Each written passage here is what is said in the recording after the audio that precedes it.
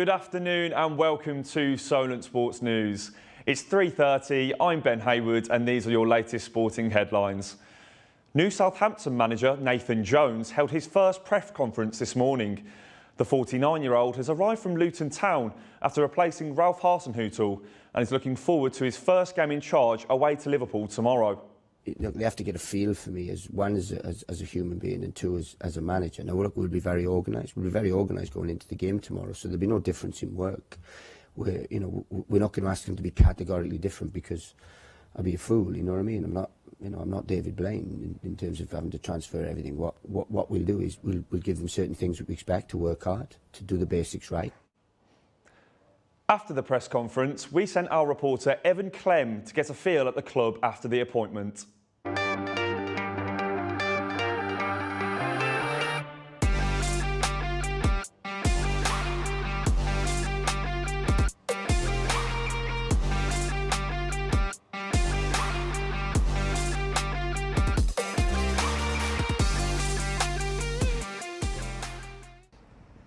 Nathan Jones faced the media for the first time since being appointed Southampton manager. The move came after Ralph Hasenhüttl was sacked after his 4-1 defeat to Newcastle United in the Premier League. The move is a big step up for Jones from Luton Town at the Championship to the Premier League. Jones has a big task ahead this Saturday against Liverpool at Anfield, where he will look to steady the ship and make the players play for him and the club. He then has a month break where he will work with the players at Staplewood, much of whom will not be travelling to the World Cup, before they look at a Carabao Cup tie against Lincoln City on the week commencing the 19th of December. First Premier League game back after the World Cup break will be here at St Mary's against Brighton Hove Albion. He will look up the table where he looks to gather points and build on the new era here at Southampton. The Welshman spoke to the media this morning about what will be changing here at the club, including his style of play. I won't be a manager that just sits in and is negative. I'm a positive person. I'm a positive manager in how I want my teams to play. But you know, we have to build generally, and at a pace that's right for us. After speaking to some of the fans, it appears there are mixed opinions about the appointment. Really cut out for it, mate. You know what I mean? He's come up from Championship, and that's what he's used to. I mean, that's what he should stick at, really, because he's not very experienced enough. Do you know what I mean? He needs someone better, someone well known, and if we want any success, you know what I mean? Well, personally, I think there's quite a lot else wrong at the club. You know, he came into the side 4 years ago, wasn't it? They were 18th when he came in, and they're 18th now. So you can't really say that he's got any better or any worse. But I mean, they've got a new bloke in, and let's see what he can. Appointment, simple as that. Because they're in the Premiership, and there's only one way they're going to go with that new appointment, unfortunately. And I think they're going to get relegated. With just over a quarter of the season played and a January transfer window looming, can Jones get his squad out of the relegation fight? Newcastle United's Miguel Almiron has been awarded Player of the Month for October. The Paraguayan scored 6 goals in 6 games in an unbeaten month for Newcastle and has scored some crackers in the process. The most notable, a delicious volley against Fulham, which also earned him Goal of the Month. Whilst his manager, Eddie Howe, won Manager of the Month. The Premier League has its last game week this weekend before the World Cup kicks off, but it may not be the football that we're used to. With the trip to Qatar just around the corner, injuries will be in the back of every player's mind, and the risk of injury may dampen the usual spark the Premier League lights. Liverpool manager Jurgen Klopp is especially upset about the timing of this year's tournament. These problems were so clear. They were so clear. And nobody mentioned it for one time until 3-4 weeks before the World Cup. When all of a sudden player got injured and they say, oh, they cannot play the World Cup. Ooh. So this specific problem that players who got late injured in a season and cannot play the World Cup is not new. So after a long season, it happens everywhere in the world. But now, starting the World Cup a week after the last game, that's a bigger risk. Speaking of Liverpool, former forward Sadio Mane has been included in the Senegal squad despite picking up an injury last week for Bayern Munich. Elsewhere, Liverpool's Thiago and Manchester United goalkeeper David De Gea have both missed out in the Spain squad. Whereas World Cup hero Mario Götze has been included in the Germany squad for the first time since scoring the winner in the 2014 final. To local football now, And with the cost of living crisis affecting so many across the country, grassroots football is something that is going to be hit hard. We sent reporter Abdullah Babalola to Solent FC to see the effect it's having. Just like in the sky above, clouds are amassing over grassroots football, and many clubs are struggling to stay afloat. Despite their good work on the pitch, Solent FC is one of them. Yeah, name's Dave Diaper, Solent Football Club manager. I've been at the club since 1999. Highlight of really that time really was 2014 when we won the FA Vase at Wembley. I think there was 4,500 people there, so which was pretty good. And obviously the experience of Wembley was tremendous. And the club's grown massively since then. There was nothing around here when I first came here. There was just one single railed iron railing that went around the pitch, and that was about it really. But we've come a long way in that time, and we're doing quite well this season as well, which was quite good. We plan off the field as well, and we've got a board of directors, which I'm one of, and we're steering the club into a situation where, if we do manage to make the playoffs or even indeed win it, we will be able to go up, and we've got that sort of expenditure in place. After winning the FA Vase at Wembley in 2014 and securing promotion to the Southern League, they were forced to relegate after their first season as their facilities failed to meet the FA regulations. Yeah, extremely disappointing because obviously you want to progress in anything you do, and that particular season we were tremendous, obviously, and we get to a situation where you sort of get take voluntary sort of like relegation. It was very difficult because there was a certain issue where we got past the ground grading at the end of the season to make us go up, and come November we had a revisit and they said they made a mistake and the toilet facilities weren't up to standard. We didn't have enough of them basically, which would have meant we'd have had to find £25,000 from somewhere within a matter of like 3 or 4 months.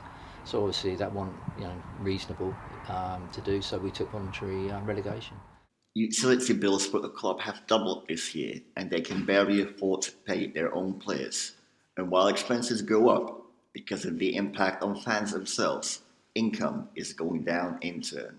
It's a massive problem for non-league football and grassroots generally. We're not the only club to be affected, but electric has obviously gone up. Everything's gone up basically, bar prices, everything. People come through the gate now, all right, we've restricted it to £8. We could be charging 10, but £8 to some people, particularly in this area, is quite a lot of money. So we're very mindful of the fact that we've got a bumpy road in front of us, and obviously the players are the biggest assets of the club. Your success depends on those. They're the biggest cost as well. So there's plenty of conversations which I've had with players recently where I've had to sort of like release 2 or 3 players because of the budget. But that's life at this particular moment. So we've just got to get on with it.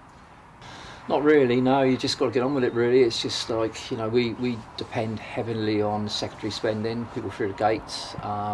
But obviously, like I say, reduce the amount of money which they've got, so they're not spending so much. The memorabilia, hats, scarves, etc. We've had reduced sales on as well. So yeah, it's a massive thing, and obviously. There's maintenance costs as well. With the pitch cost us nearly 40% more than what it cost us last year, so it's in about 11,000. You got travel as well, which costs another 12,000, so it's 23,000 before you even kick a ball. So it's gone from probably 80,000 a year to probably about 120,000 a year just to run a football club. I've been Adam Solent for Solent Sports News.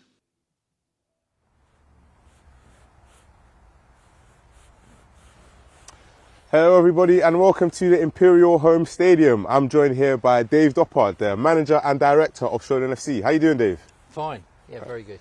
Yeah, obviously you guys have had a flying start to the league. You are top of the league right now, so just talk to me about your current league form and what you're looking to do for the rest of the season. Yeah, we're only obviously a few months in, but we're top of the league, which is really good. We've played 12 games and we've only lost 2 matches. It's a very tough league this is, so we need to be the best every game basically. You need to be on it. At the moment we've got a couple of injury doubts for tomorrow, but it's a pleasing position to be in. Yeah. Obviously the best season you had here as manager was in 2014 where you managed to get to the final of the FA Vase Trophy and win it, and also win the league as well. But you didn't manage to actually get promoted that year, obviously, due to your financial situation. So just talk to me about what.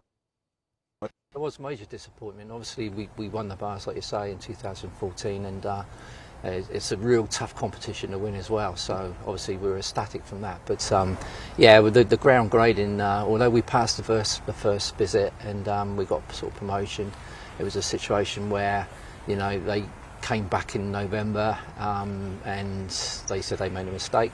So typical FA, it was just, you know, we had to sort of spend out 20,000, which we never had. So obviously that's why we sort of had to go back down, basically. So yeah, very disappointing. Okay, but you have made now some additions to the club and to the stadium here. Can you just talk to me a bit about the new things that have come about here at the stadium? Yeah, I mean, you know, what you see today is it's been really hard work. The last 3 years we've got a new clubhouse and obviously new changing room facilities as well, which is tremendously good. You know, it's equivalent to really, you know, this will get us up to probably National League, you know, if we're just a couple more additions with the stands, etc. But yeah, it's very difficult times. Obviously there's budgets and we've got to keep within a budget. That budget's been sort of slashed recently, but yeah, we're managing to sort of keep our heads above water, and like I say, we're top of the league at the moment, looking down. Yeah. You did just talk about the difficult times that we are in right now. Can you just talk to me about how the cost of living crisis is affecting Solent and the rest of the grassroots football? Yeah, I mean, it's serious stuff, really. I mean, grassroots football obviously depends on income, and that income is in danger of being depleted, because obviously people come through a gate, although we only charge £8, it's still a significant sort of amount of money for them to pay. Secondary spend we rely on, but everything's going up. You know, beer's going up. You know, there's memorabilia going up as well. Obviously, our prices go up when we buy it in, so we've got to pass that on to our supporters. But yeah, it's difficult times all round, really. But it's something which I think, you know, if you plan ahead, you know, you can get around it. But those clubs that don't plan ahead, I can see getting into troubles. Okay, just before we go now, what do you say if I hit the crossbar? Maybe I can get signed up to the team? Yeah, well, I mean, who knows? I mean, you know, I've seen a couple of trial attempts, and they were pretty poor, but give it a go, mate. Okay, let's have a go. No pressure. No pressure.